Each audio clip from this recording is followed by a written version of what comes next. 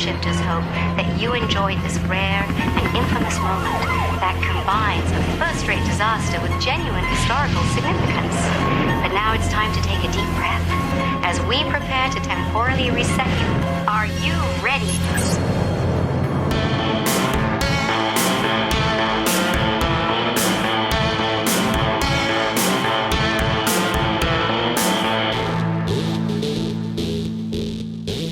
Hey there, everyone. This is Christopher, and I'd like to welcome you to the Time Shifters podcast. On this show, Tom and I dive into movies and TV, mostly in the sci-fi, fantasy, and horror genres, and share some thoughts, give our reviews, and definitely go down a few rabbit holes or two. So let's get things started and get Tom in here. Tom, how you doing? Not too bad, considering I seem to be fighting a cold once again. Oh, man, you gotta... I don't know, man. You need more vitamin C in your life or something? You would think I get enough of that between all the vitamins that I take and the food that I eat, but who knows? Maybe. Who knows? Maybe it's just the company I hang out with. I need to find less diseased friends. Yeah, get everyone to wash their hands. A little hand sanitizer everywhere. That'll work. So what have you been up to? Not too much. It's been busy. It's been snowy. It's been, there's, one particular thing that came up recently. I wanted to, give my son a chance to see a classic film, that, I haven't watched in decades. The original Clash of the Titans. I think it did. That came up in our last episode. Yes. I mentioned that, and so you dug it up for him. I dug it up and sat down with him to watch it, and it's still such a fun film. And it was funny. He was experiencing the whole the cheesiness of some of the effects, and I'm like, yeah, but the part you'll never be able to appreciate because it's just not gonna happen anymore, really, is just the stop motion, the level of which this was done. This is the like ultimate from Ray Harryhausen. This is his coup de grace. A bit of his swan song for him, yeah. Quite, and I mean, and everything is still very impressive looking. It's obviously not as good as you can now do with CGI. So, right.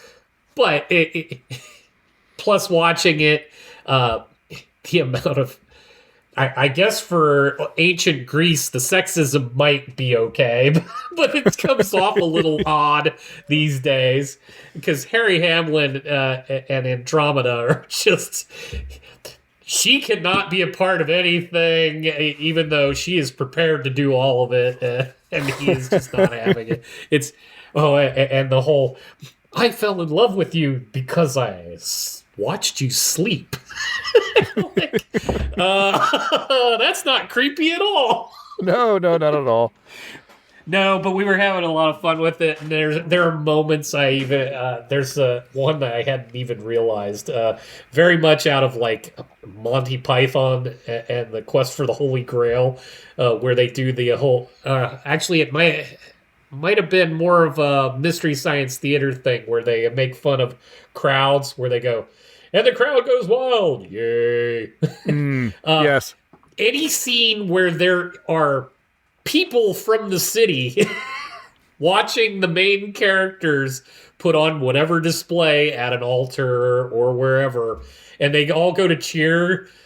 You can watch it. There's no emotion. There's no nothing. It's just the sign said to applaud. Yay! Yay! It had lots of those fun moments, but otherwise, yeah, the action and all is just still very fun. It is a lot of fun. It is a film that is flawed. Deeply flawed. Yeah, but yeah, the effects are the star, and you have to really appreciate the effort and everything that went into them. The story definitely takes a back seat to all of that.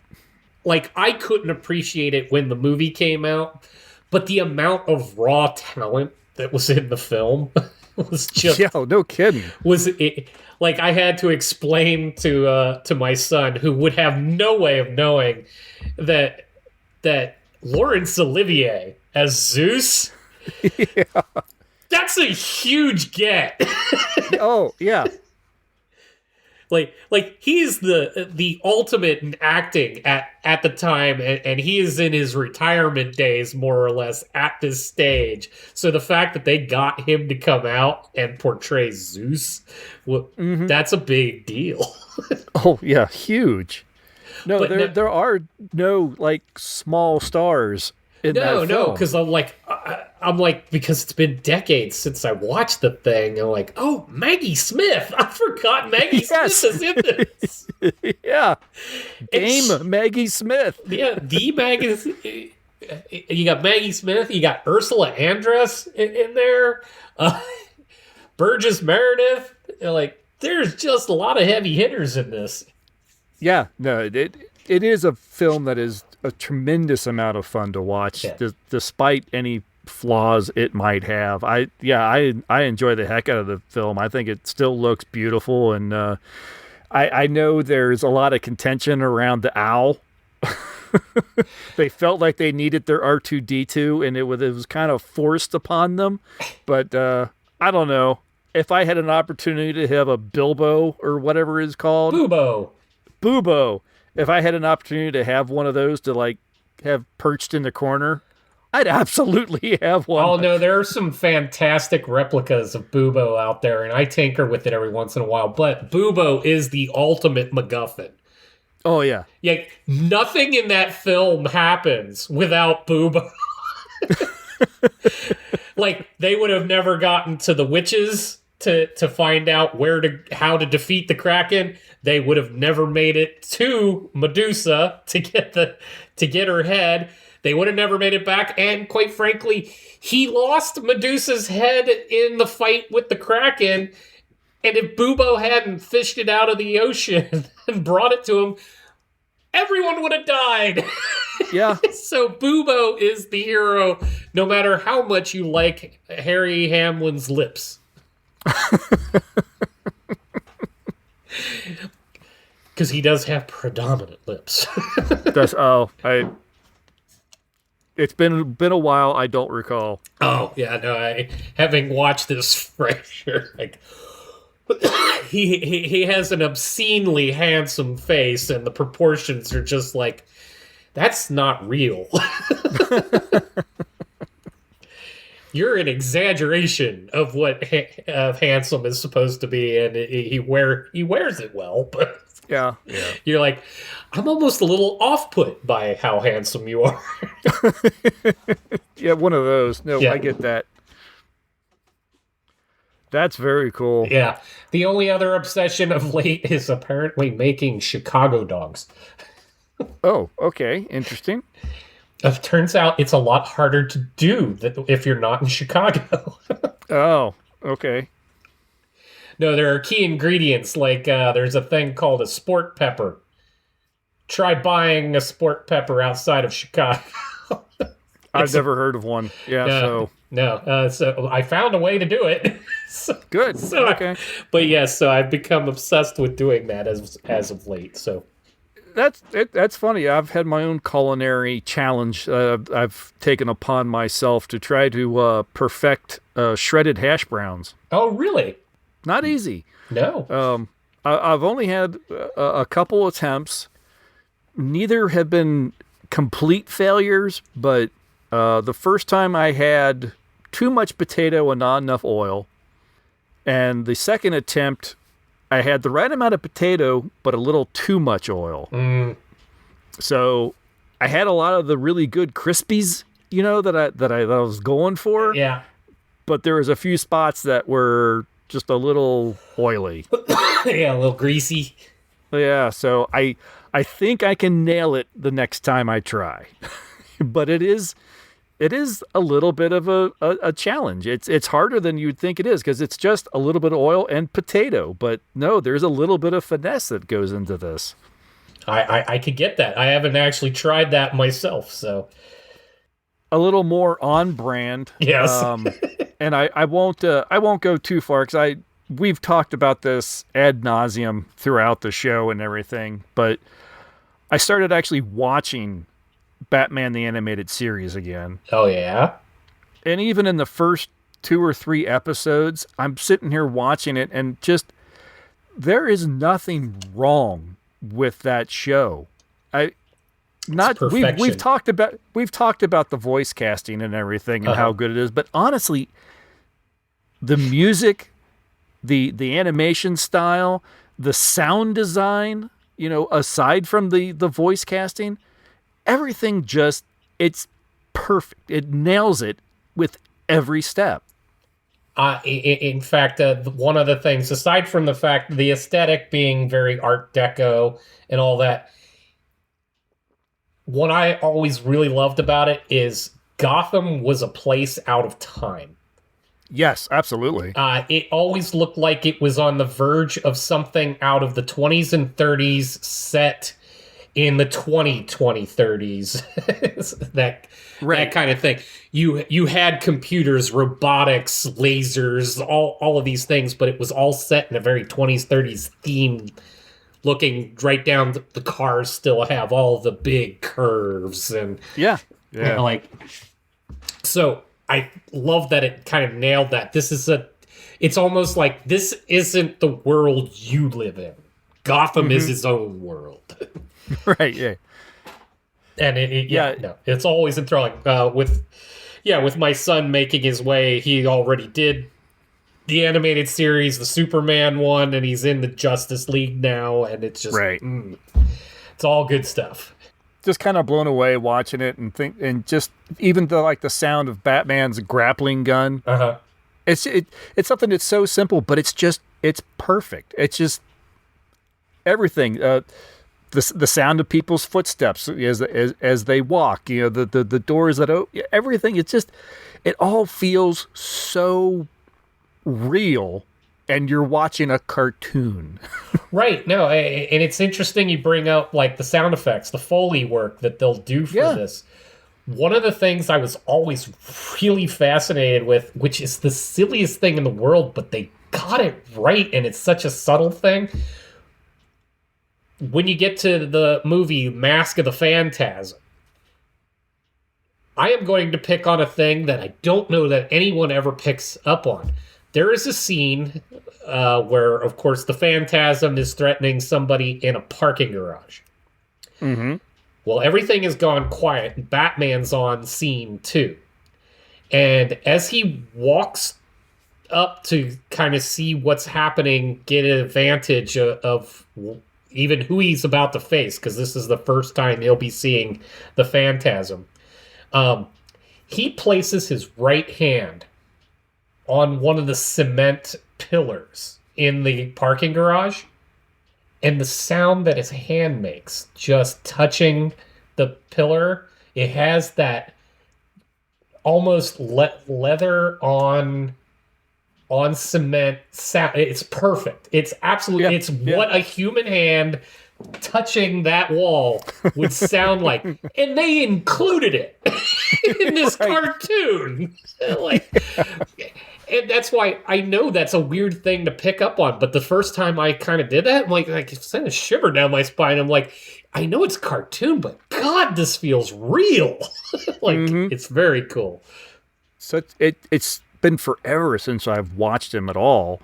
And so it's even more fun going back and watching him again. Because while I remember lots of it, there's still... watching it again, it still feels like a little bit like the first time. And I'm sitting there just kind of smiling the whole time and giddy because I'm recognizing all the voice actors and I'm like, oh, that's Mark Singer. Oh, that's Zephram Zimbalist. Oh yeah, I almost forgot Mark Singer as Man-Bat. Yeah. Yeah, so no. He's throughout the entire series, but Richard Mall. Yes, thank you. Thank you for remembering his name. I can't get Bull Shannon out of my head. I know, right? Think of the man. It's like, I knew his name. No, but he's a voice even before he's the voice he gets to be known for in the series. Before he's ever Harvey Dent and Two-Face, he's security guards. Right. And such. Oh, and I even picked out that Kevin Conroy did some additional voices. Oh, did he? Yeah, I'm almost positive there was a scene in like one of the, I think it was in the on Leather Wings. It was the first Man Bat episode. Yeah. There's two cops up on the police blimp. Yeah. And one of the cops, he starts talking. He's like, if I could get this blip, and I'm listening to it. And I'm like, I think that's Kevin Conroy. I think Nice. he's just pitched his voice a little higher, a little bit more like the Bruce Wayne, but it's pitched a little higher. Yeah. So I think that's Kevin Conroy doing that voice. That's awesome. Now you can, not that you couldn't before, but put him in the categories of Peter Cullen and Frank Welker, who just voice everything for the show that they're in. But that's all I've been up to, really. I haven't had an opportunity to do a whole heck of a lot else. So I think we'll go ahead and take a break here. We'll listen to a promo for another podcast. And then we will jump into 1988's Space Mutiny.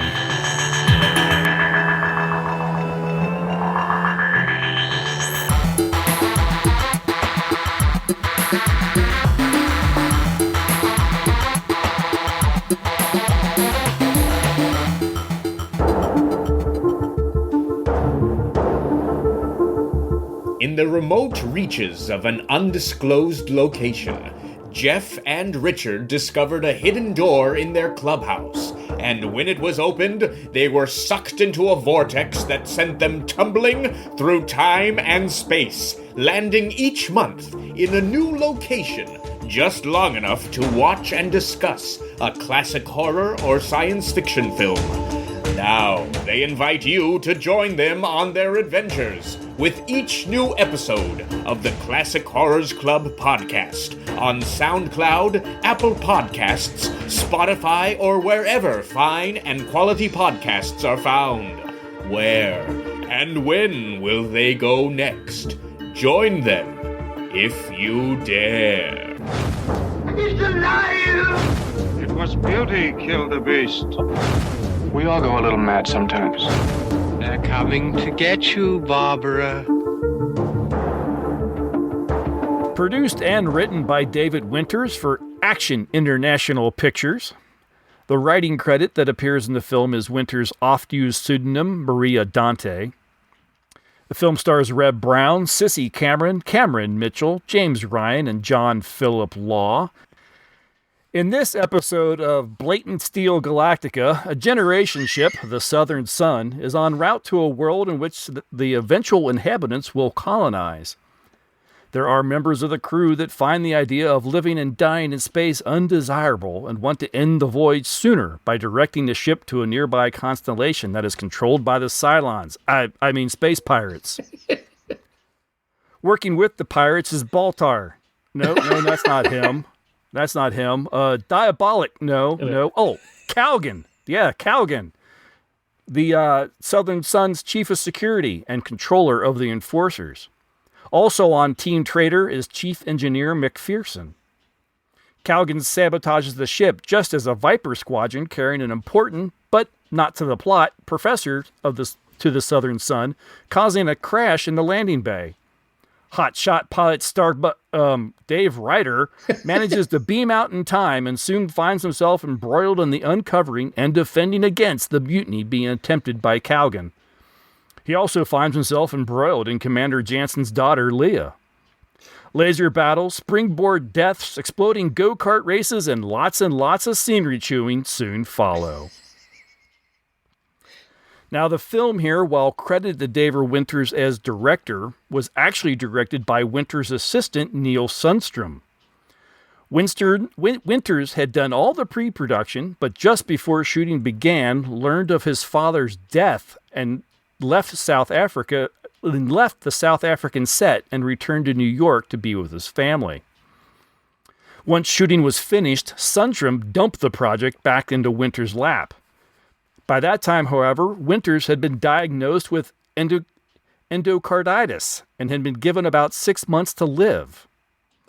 He did recover and live another 30 years, but he actually edited the film in his hospital room from what he thought was his deathbed. Oh, God. While he was editing, he discovered that the film was going to run short, so Winters drew on his choreography background and hired David A. Pryor to film the subplot with the Balerian witches. Winters added what he considered some production value and gave Universal Pictures $20,000 for permission to use model shots and footage from Battlestar Galactica. This is the first time I have watched this film unriffed, which actually surprised even me. It has been a favorite MST of mine. It's definitely probably one of my favorites of the latter seasons. Mm-hmm. They run really hot and cold. By the time we lose Trace Bellew, and we get Pearl Forrester and everything, the whole Professor Bobo and Brain Guy and all that wears a little thin on it. Yeah, the bumpers are a little. They don't have the zest that you used to get with Forrester and TV's Frank. No, absolutely not. So it's not a era of MST that I go to often, but when I do, it's films like Danger Diabolic or Space Mutiny that I'm likely to dial up. Actually, interestingly enough, the guys went on. Mike, John, and Kevin went on in riff tracks and redid Space Mutiny as one of their live riff tracks, which was really good. I have not had a chance to catch that one yet. In fact, Kevin dresses as the captain. Oh my gosh. For the entirety of the thing. It's hysterical. So I'm assuming you've never seen this outside of MST before. Oh God, no. and it was tough. It was tough to watch cold. It was one of the rare instances where they did not cut a whole heck of a lot out of this one. Very little. No, in fact, actually, I kept getting reminded and almost partially drawn to it. I don't remember it from the Mystery Science Theater, and I did rewatch the Mystery Science Theater, but they must have cut a little bit more out of the romantic scene in the garden, because there is a little brief nudity in that, very brief.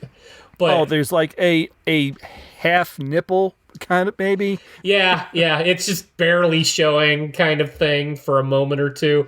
And for the riff track special, since they're still family friendly, they put a CGI gorilla holding balloons in front of the nipple, which was hysterical.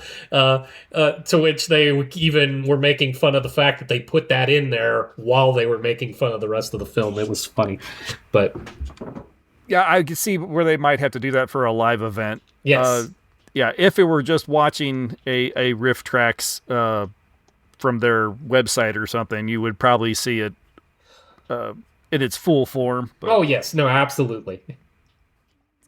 I knew nothing about the background of this film, and watching the MST version and some of their jokes, I definitely get the impression they did not either. It wasn't anything that may have come up at the in the 90s when they were recording these things. The fact that this is another one of these movies that had absolutely everything stacked against it. Yeah. And we still have this movie. It still exists. I'll admit, it makes it fall into that little sort of precious part of my heart that goes right along with things like Plan 9 from Outer Space and Robot Monster and... No, and admittedly, that even though if I had tried to watch this in 1988 with no background and none of the Mystery Science Theater component, I would have absolutely hated every inch of this film. Because first off, in 1988, you feel like they should have known better and done better than they did. There's far superior science fiction, even on low budgets, out there that this does not even hold a candle to. But knowing the background, having some of the fun with it over the time, watching it even unriffed, I didn't need their riffs to enjoy making fun of it openly while I was watching it. Because, it's rife with things, even if you want to try to take the story semi-seriously, and I loved all your Battlestar Galactica comments during the intro there. Even if you take out the fact that they had cannibalized Battlestar Galactica as much as they did, to which that was all just the exterior shots. Nothing matches on the interior, including the various so-called ships and such that they had. So the tech's not 1-to-1 by any stretch, but just thinking about all the interior work, they obviously spent more time in a factory somewhere doing most of this film. And I'm just thinking of both practical and such. Why is there concrete on your spaceship? Yeah. And even if you forgive that part, I get that they're trying to tell this story of they've been on this ship for so long that there are people that are dissatisfied with the fact that they are just living on this ship and seemingly don't seem to know where they're going. Like, they even the mastermind, as terrible as he is, at least has a plan to go somewhere. It's unclear what the plan for the actual ship is. Right. They have a supposed destination in mind. I understand it's supposed to be like 400 light years away or something like that from wherever, or it's been 400 years to get 10 light years. I don't remember. Yes, the 10 light years was a thing. The 10 light years, okay. So they're trying to go 10 light years. It was 13 generations ago that the ship was launched on their 10 light year journey. Thank you for memorizing that. You would think I'd have that down since I've now seen it like 3 times. But all of that aside, this dissenting group, in their dissent, they're prepared to destroy the ship in the process. Like, they're willy-nilly planting bombs. I'm like, this is the ship you live on. You are exploding very important systems. Even when we get to the end of the film, we're getting toward the climax. At one point, our hero blows up the engine room. Like, aren't you gonna need that? I couldn't fathom what was going on. Yeah, it isn't just the exteriors that ripped from Battlestar Galactica, really. There's a lot of, like, story elements. Just the idea of, sure. The ship with the ragtag fleet, although the ragtag fleet's never exactly mentioned. Like they were really unclear on where other human beings are. Yeah, people were coming from elsewhere. Yeah. Our hero. Slab Bulkhead was coming from somewhere and bringing the professor. Right. I don't know where.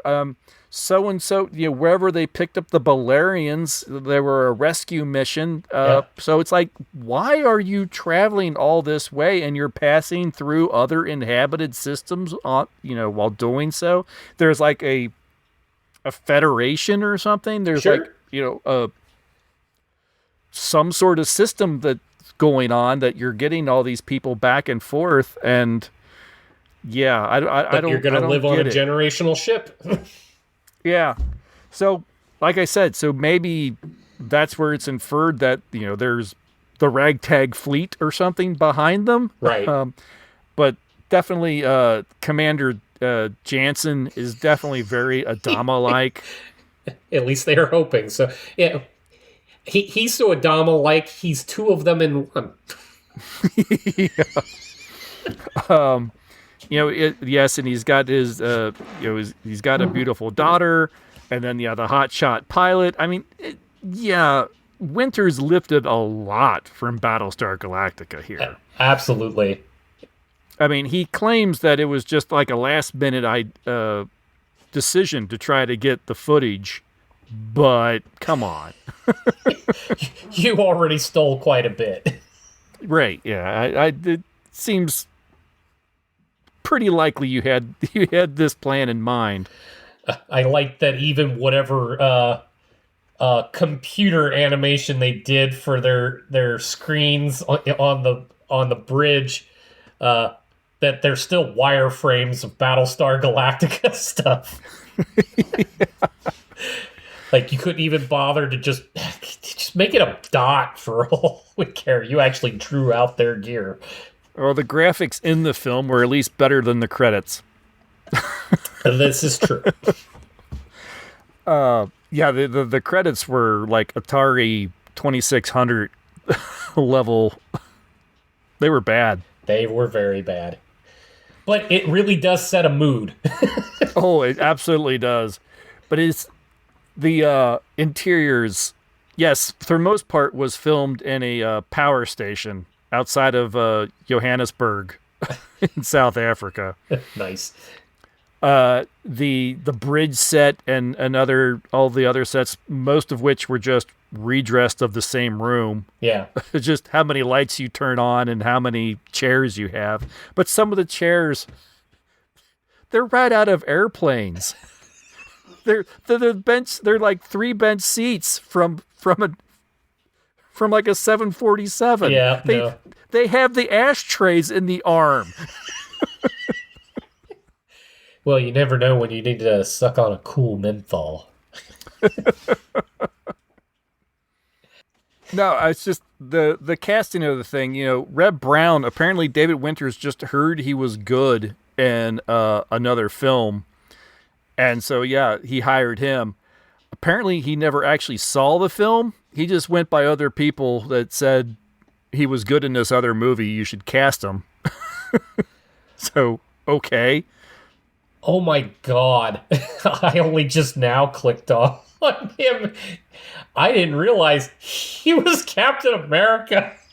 Oh, you didn't realize Reb Brown was the made-for-TV Captain America? I even recently watched that. I didn't even make the connection. Oh my God. Well, Captain America was not the film Winters was referring to. There was a film called Death of a Soldier that Reb Brown starred in 1986. Okay. And apparently he was actually very good in that film, but that's why he got the job. Reb Brown came on and said, how about you hire my wife, Sissy Cameron? And Winters was like, sure. Cameron Mitchell was a friend of Winters. They had worked many times together. So that's how Cameron Mitchell came along. And then a few others, he wanted to give a little bit of genre cred. So that's where we get John Philip Law, who was in Diabolic and was also in Barbarella. So he figured he'd put him in this film. And then, of course, the rest of the cast is just filled with a lot of South African character actors and family members. Of course.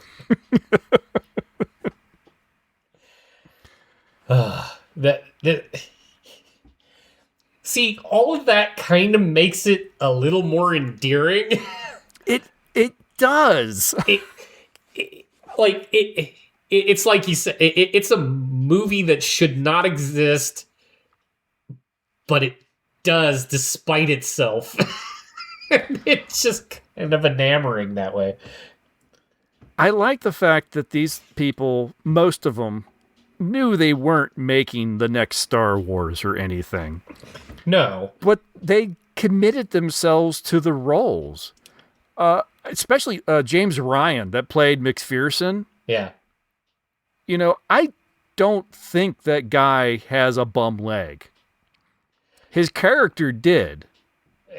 Yeah, but see, that would be one of those points. No one taught him how to have a bum leg. Well, maybe not, but at least I appreciate that he was committed to the role, and that leg is a hindrance to him the entire time. Oh yeah, yeah. No, he doesn't slip out of character, and all of a sudden he can run in a moment where he needs to run. And actually, of all the scenes, his moment when he's having his little meeting with the group of The other engineers of engineers, and there is some really bad acting in that one guy. No, this is mutiny, and I must report it, guy. Yeah. But that poor guy ends up getting killed, and after he kills him, he is in a fever pitch. Yeah. And he throws out that line. Does anyone else, confuse freedom with treason? That's a great line, and I don't know what it is. I love the way he delivers that. Yeah, if it weren't for the lame killing of the guy with a cane. I'm okay with it. I didn't mind that. I actually really kind of like that scene, and I like the way James Ryan played it. Well, you found a silver lining in that. But no, like you bring up, yes, he was committed to the one bum leg, but for some reason, no one ever taught him that people with bum legs and canes don't glue the cane to the leg. That's a bum leg, and constantly just stiff leg it through life. I'm like, no, that's not how that works. Okay, I don't know. I've never had a bum leg, so I can't say. But at any rate, that's neither here nor there for that. This film is rife with all sorts of weird things, not the least of which, one of my favorite moments is the one woman from the bridge crew, yes, who is taken by Calgon. I love that everyone keeps calling it Calgon because they want him to take you away. But she's taken before him, and he murders her. Yes, and then 5 minutes later, she's back on the bridge. Apparently, Winter's one editing didn't have the shot that he wanted. It wasn't filmed for some reason. Oh, okay. And he had no alternative but to use the shot that he had. That's why the woman is immediately resurrected. Yeah, but while you're editing that, do I need what I'm about to even put in here? This doesn't make sense. Like the whole, it's not like it's even like she's so far in the background that maybe it could have been somebody else with the same hair. She is prominent in view, and seriously, it may not have been 5 whole minutes since she died. It's super close. So you're like, right. No, sorry, no. Yeah, you didn't need the scene of the captain walking, past the panels and walking past her. You could have cut that scene a little shorter and left her out. But since you mentioned the captain walking past the panels, one of the other truly endearing scenes in this film is when the whole everything's going wrong. Our hero Dave Ryder is still on his way, and he's gonna land. There's a space battle going on with the pirates outside. They're all sitting at their consoles, and then they all just get up to go look out the window. Like, is none of your high technology cutting it for you? You gotta go stare out the window? Yeah, well, you want to see what's really going on. I suppose. Sometimes the computers don't tell you everything you need to know. Maybe we can watch Ryder splash up against the windshield. But yeah, this movie, it's so comical all the way through. Like, like, you want this to be a farce. Like, this should be a parody of Battlestar Galactica or something. But it commits too hard to being a real story that you're like, no, I can't laugh at it for being a parody because it's not. It thinks it is what it is. It's not good. Yeah, I feel like this was a movie that was made because somebody knew MST was coming. Well, actually, in '88, they already existed. Oh, well, I suppose, did they? When did they premiere? I suppose they might have. Even if it wasn't on like Comedy Central yet, they would have been on KTMA. Well, that doesn't, yeah. No, but it should have been known that there are people riffing movies as a profession. And this one was gonna be all about it. Oh, that definitely. It, like I said, it is one of the better MSTs because they just have a lot of fun with it. It's all the things that you would point out yourself while watching, and they just do it and ramp it up. One of my favorite scenes in the film is Reb Brown and his go-kart at the end. He's charging towards Calgon, and he does that, and then stops screaming, and then leisurely gets up and jumps out of the cart. and the riff down there is like, oh yeah, I just needed to get that out. Thanks. But yeah, like you telling the story of the director hearing that Reb Brown's a good actor, and that's how he gets in, and maybe he was in that, but then that just means the director is garbage. Because there's no way you shot that scene and said, yeah, let's not get another one. That got it. This film is the visual representation of contractually obligated. And that's exactly what it is. I mean, the director, Neil Sundstrom, I mean, he literally had this dropped in his lap. He didn't want it, but they were contractually obligated to make this movie. Winters was too distraught to do it. Yeah. There's even more that goes in. The law firm that was representing the people that were funding this thing made Winters come back to South Africa. But even though he was in his head, there was no way he could direct the film. So he just came back and he just hung out in his hotel room. And if any bigwigs were going to come to the set, he would go and show up to make it look like he was there and active. But otherwise, he had no part in the film. Sundrum didn't want it. He did it. He did exactly as much as he needed to, and then dropped it like a hot rock. So this is an entire film phoned in. A bit. Yeah, because I would have liked to think somebody that was actually trying might have told Reb to stop screaming every line he ever was given. I'll get such a kick out of Reb's just random yells every now and again when he's shooting off his guns and everything. Ah! Ah! But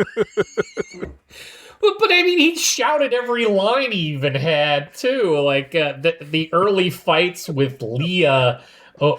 First off, I feel terrible for this professor, whoever he was, that died, because the way that all of them are mourning him, it's like, geez, I'd rather not be known.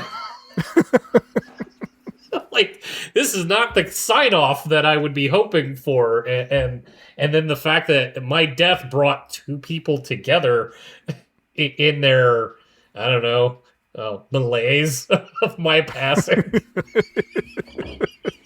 It's just a little off-putting. I feel a little sorry for Sissy Cameron as far as the MST, their riffs. Yeah. They make so many comments calling her grandma and, having like Cameron Mitchell, why are you the same age as me? Kind of thing and everything. She was born in the 50s. She was only in her 30s. Right, but the way they made her up and that outfit and all that and the hair, she just looked like she was... She has an older look about the woman, but I just felt bad that they kept picking on her, acting like she was 70. She was 34. Maybe, but it was coming off as grandma playing dress up. The outfits were ridiculous. I can't give any grace to the actual costume designer or anything like that, because most of the costuming is just awful in this thing.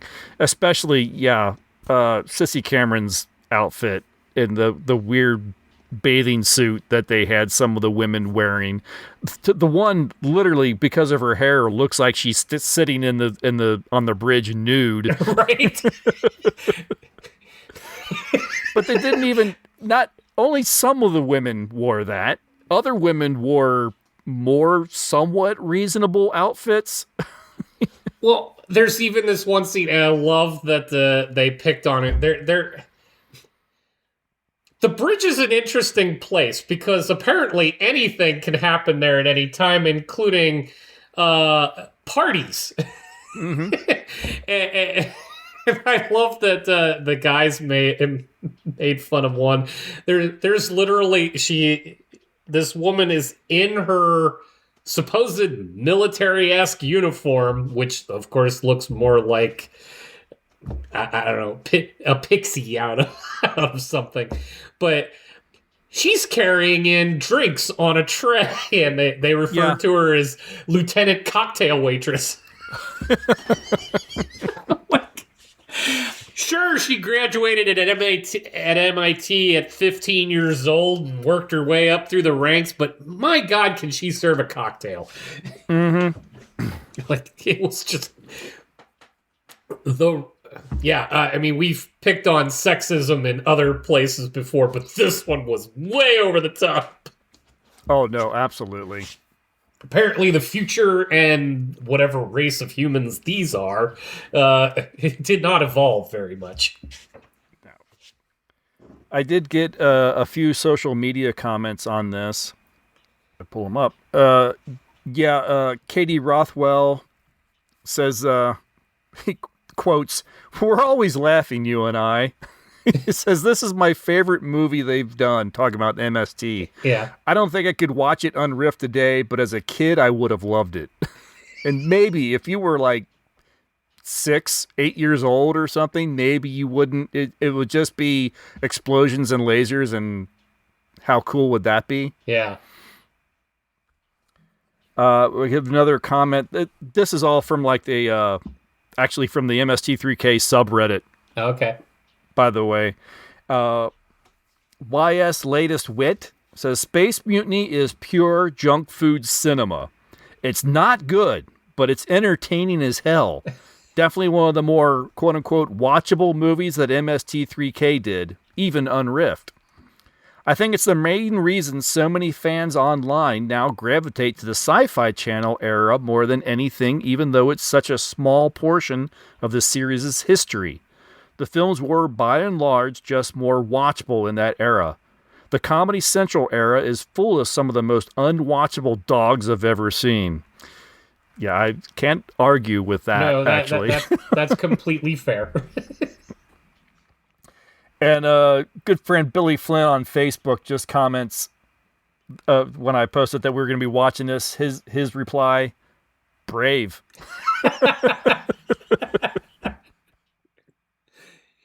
It wasn't as hard as all that. But No. You know, the sad thing is, yes, I have not watched this unriffed before. I have to admit, I will probably watch this at some point again, just kind of on a lark in the background. Uh-huh. Yeah. No, well, like I said, we have the pedigree of Mystery Science Theater and riff tracks, and what they've done to it, that whether or not you're watching it with them talking or you're just watching it, you can slide into that warm, comfortable, I get to make the fun of this movie as hard as I possibly can, and that's as fun as anything. Or just find the humor, because now, thanks to them pointing out the the flash bomb, on the floor, the wobbly wall, things like that. Now that you see it yourself, it's kind of fun to actually spot it in its pure form as you're watching it.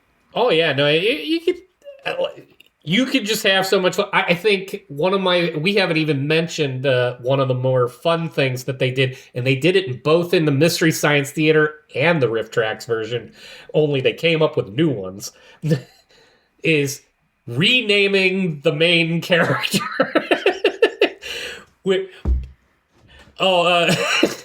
Was the one something like Dirk McHuge Large?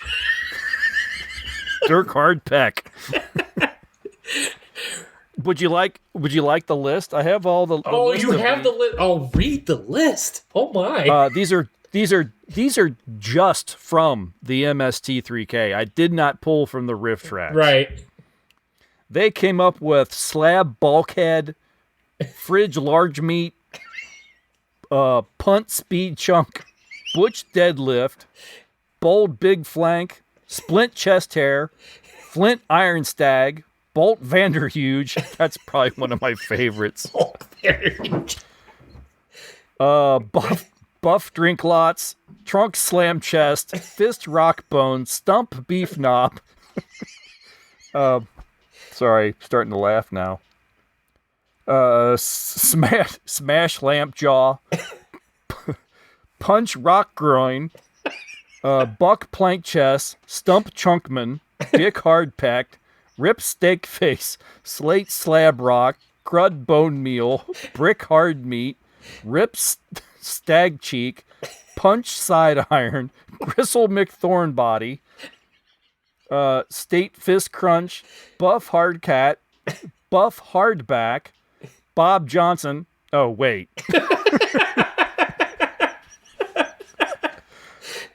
Finally, blast thick neck, crunch butt steak, slab squat thrust, lump beef broth, touch rust rod, reef blast body, big McLarge huge, smoke man muscle, eat punch beef, hack blow fist, and roll fizzle beef. That's what I screwed up before. Big McLarge huge.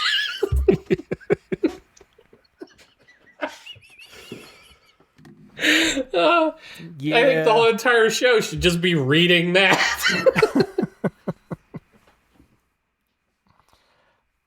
But anyway, that's all the social media I had on Space Mutiny.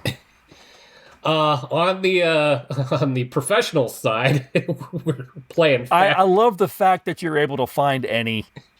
Thank you, Wikipedia, and the people that pulled that together. And I did actually pull an entire review from someone, and we're going to do that one last. It's a little long, but it's worth the read. But when I say professionals, this is sketchy at best. From Variety, and the credit is just simply LOR dot. I have no idea what that's an abbreviation for, but they had basically said that it's an okay space saga, noting that cute model shots provide a patina of space opera section through the special effects are decidedly chintzy, and some vehicles appear left over from a Dodge 'em arcade ride. I can't imagine what they're talking about there. Those stupid little wedge things. And now, and the funny thing is, they're not wrong about the chintzy and the weird stuff, but an okay space saga, Did you watch the same thing I did? From the Abilene Reporter News by Danny Regan, or Reagan, depending on how you pronounce that. This is the one that weirds me out the most. Battlestar Galactica for the big screen. Battlestar Galactica was on the big screen, so don't know what you're talking about. In which some of the effects are pretty good and some are not.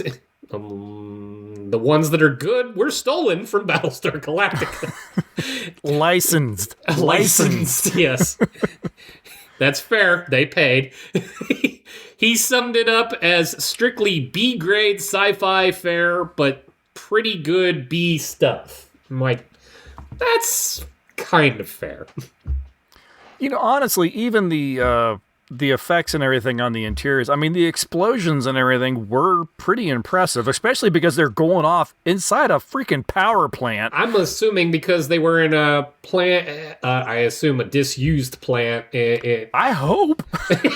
Yeah, because I think the reason the explosions were effective is because they were real. I believe they actually blew up that little area. That's not just pot smoke. It's gone. But there was also a lot of, stunt deaths, over the railing. Like I said, there's lots of over the railing. Over the railing, springboard, people falling, flinging, burning, exploding. So, the effects are okay. I mean, I have to admit. Yeah, no, not too bad. Although the laser root canal thing was a little weird. Well, aside from that, yeah. And honestly, that was one of the funnier bumpers was when the bots installed railings all over the place on the SOL. Continuing on, though, we have the Hammond Times, wherever that is, Tom Lounges. Film is never at a loss for action and special effects sequences. That's accurate. That was basically it for that one. And then, yeah, I do find it funny. I mentioned it to my wife after watching it, that for a film that is really wall-to-wall action scenes, it isn't not boring.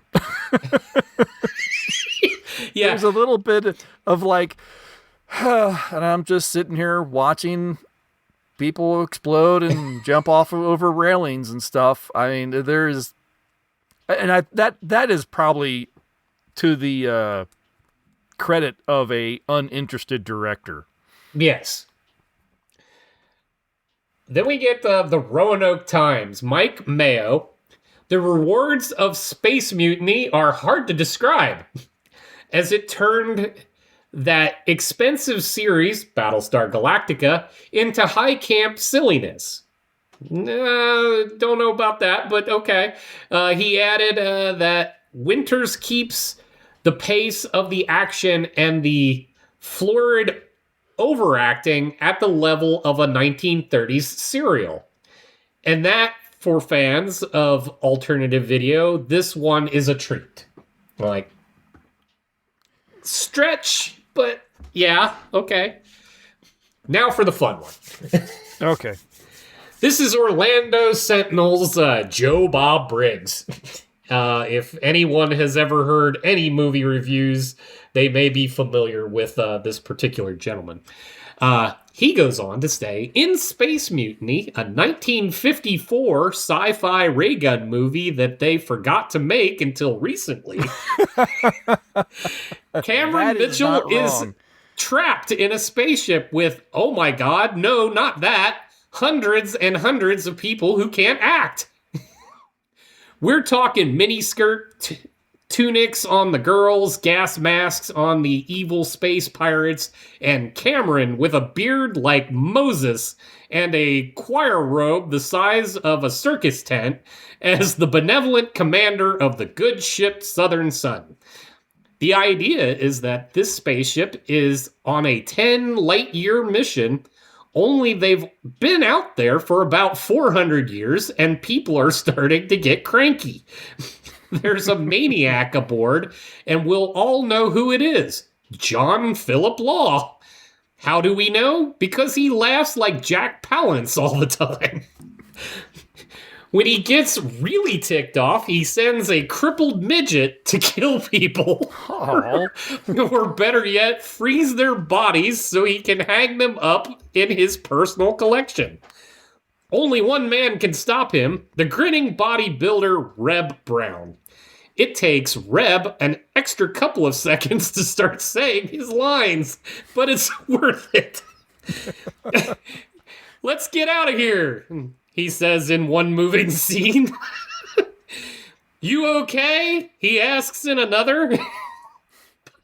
But of course, Reb has a great motivation for saving the spaceship from the evil Jack Palance sound-alike.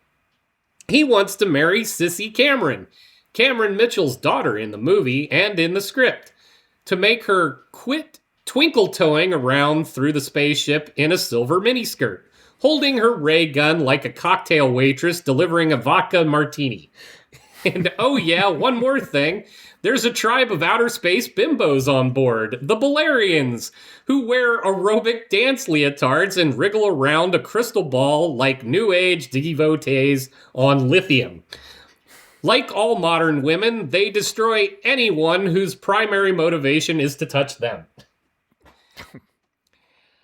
He goes on to say, no breasts, 75 dead bodies, 12 exploding spaceships, 2 harrowing bumper car chases with crash and burn, tooth torture with a high-intensity probing laser, 2 guys burned alive, black chiffon hula size tummy and thigh reduction dancing, space disco, greenhouse aardvarking.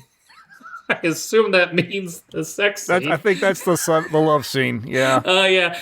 Gratuitous hula hoops, kung fu, flamethrower foo, crutch foo. Drive-In Academy Award nominations for Cameron Mitchell, already a member of the Drive-In Hall of Fame, for saying, I am a man who believes in peace, not war. And even under these circumstances, I hate violence. And war always brings out the worst in man. Maria Dante, the writer, for lines such as, Commander, the energizing turbines have been sabotaged, and one cannot escape one's own destiny. John Philip Law, as the evil Calgon, is for saying, it was cruel fate to be born in space, and I want those countermeasures. And those last dying words whose last dying words are, meddling fool. And Reb Brown, the hero, for comforting a woman who just lost a close friend by saying, what difference does it make? He's dead. There's nothing we can do about it. 2 stars. Joe Bob says, check it out. In defense, that's taken out of context. Totally. Oh, it is. That is because when she realizes that he knew this professor, right? She says, "I didn't realize you knew him." Well, what difference does it make? He's dead. That's where that line comes from. No, I know, but still, not as we were going over earlier. Not the most touching send off for their friend. No, I suppose not. But I definitely get where Winters was trying to work in a little bit of a little bit of drama and make some sort of statement that it doesn't matter whether you knew him or not. You can mourn someone's death, and I get what they were trying to do. I do too. It would have played better if his sizzling body wasn't still on the shuttle bay floor. I mean, not a lot of time passed between these particular moments, so... No, I suppose not. No, but, Joe Bob's, and apologies to anyone that may have been offended by some of Joe Bob's choices in language, in that I am reading it verbatim. I did not write it. So there you go. That was Space Mutiny. Yeah. What a treat. It's a colorful romp and easily made fun of. So Yeah, even though it's a terrible, terrible film, it's still kind of fun. It is still fun, and as you've said, it's endearing just because of the trials and tribulations that happened behind the scenes that brought us this film. Yes, no, it's not. It's hard to give it too much grief when it had such a hard time being born. Exactly. All right, that's going to do it for Space Mutiny. Our next film that we are going to discuss, I have picked a film, apparently made for TV, which I didn't realize, and I'll double check and research that to be sure. But either way, we're going to be watching Colossus the Forbin Project from 1970. This was a film that was on the list for this sort of Past, Futures, Imperfect that we did a couple years ago, and we never got around to. And it's one I haven't revisited in many, many, many years. So I'm looking forward to checking this out. And it might be a little bit more apropos for today with, AI is definitely a thing that was not a thing in 1970. And it's a little less science fiction today. And so it'll be curious to see how this film approaches it and, maybe where we are going. Easy to say this will be a first watch for me. Okay, excellent. Good. All right, then. Well, I want to thank everyone for listening to this episode of the Time Shifters podcast. We'd love to hear your thoughts on this episode or our next episode, whether it's feedback, questions, or just something you want to share. Reach out via email or drop a comment in any of your social media posts. Just follow the link in the show notes or head to timeshifterspodcast.com. If you've got a moment, please consider leaving a rating or review for us, not Space Mutiny. It really helps more people discover the show, and who knows, they might become listeners too. If you're feeling extra generous, you can toss a little support our way at Ko-fi.com/TSPOE podcasts. Every bit of that money goes towards web hosting and production costs. The show will always be free, but any help you can give us is truly appreciated. Or if you'd rather gather some cool stuff, check out our merch at TeePublic or Dashery. Links are in the show notes and on our site. You'll be helping us out and supporting some awesome independent artists at the same time. I don't believe they have any hula hoops, though. Don't believe so. We can work on that, though. That's going to do it for this episode. Thanks again, everyone. We'll catch you next time. Bye. See ya.